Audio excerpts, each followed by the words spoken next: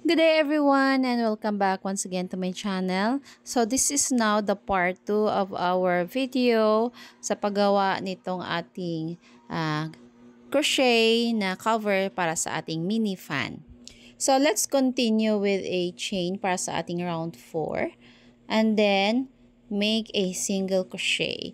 So one single crochet in each of the stitches. So, maglagay tayo dito ng ating marker. So, ang ginagawa natin ay yarn under. So, hindi po yarn over itong ginagawa natin sa ngayon. This is a yarn under. So, single crochet lang po paikot.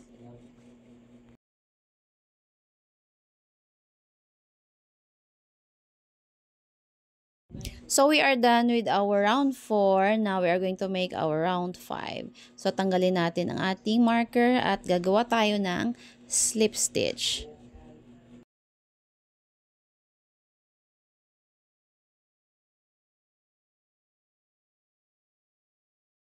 Now, make a chain. So, one chain.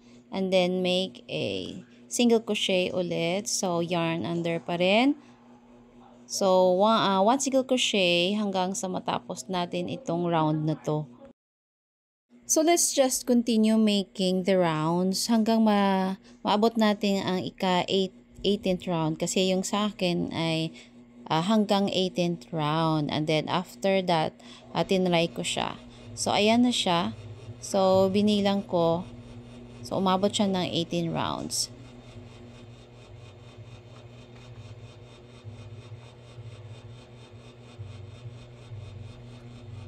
So, now let's try kung okay na ba. So, kailangan wag masyadong maluwang.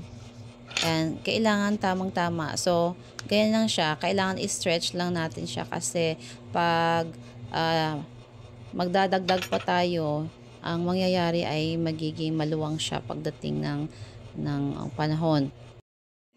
Okay, so this time, paputulin natin yung ating yarn. So, kailangan tayo mag-leave ng space dito sa switch ng ating mini fan. So, mag-leave lang tayo ng 2 stitches. So, we will start from here. So, tatanda lang natin kung saan tayo mag-start. And then, we will start making our single crochet. So, tusok natin ang ating hook dito. And then, we will take the yarn. So, we will still continue making chain. First, gote ng chain o isang chain lang. And then, continue making the yarn under. So, continue lang natin ito hanggang marating natin yung kabilang side. And then, hindi po tayo maglalak no, sa round na ito. So, pagdating doon sa kabilang side, so we will leave 2 stitches na hindi natin lalagyan ng single crochet.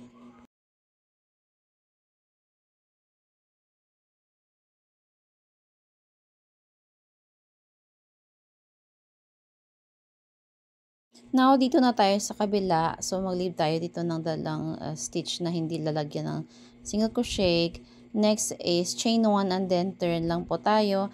And then, we will continue making single crochet na yarn under. So, hanggang sa makarating tayo sa kabilang dulo.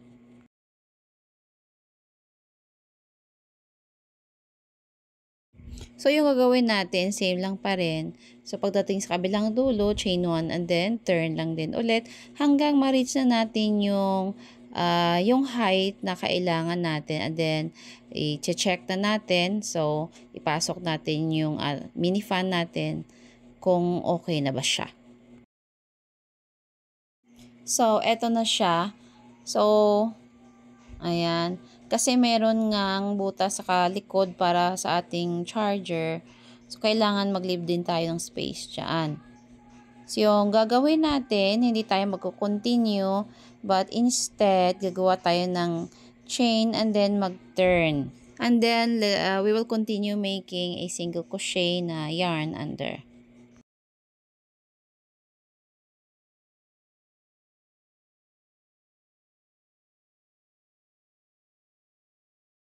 So this time, ikakat natin yung yarn kasi magsisimula na naman tayo dito sa kabila.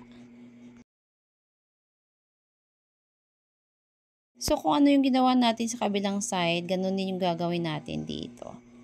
So insert natin yung hook at then we will take new yarn or same yarn pa rin.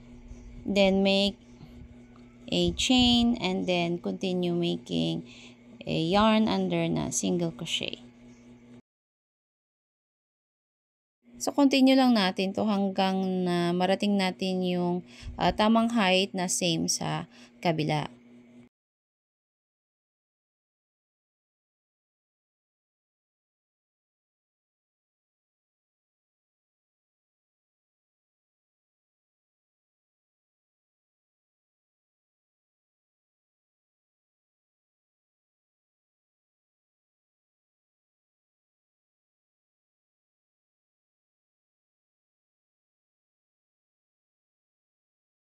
So, pagdating dito, so mag-leave tayo ng 3 stitches na wag lagyan ng single crochet.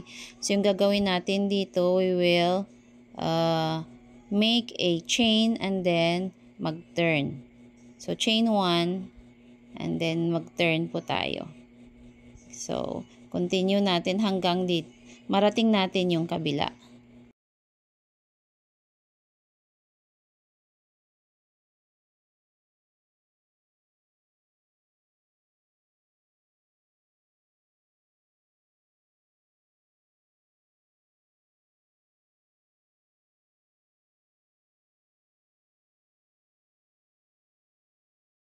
So, ayan, I think okay na to. So, yung next part ay gagawin po natin yung kanyang head. So, hanggang dito lang muna tayo. So, watch out for the part 3 ng ating tutorial. So, thank you all for watching. See you in my next video. Bye, everyone!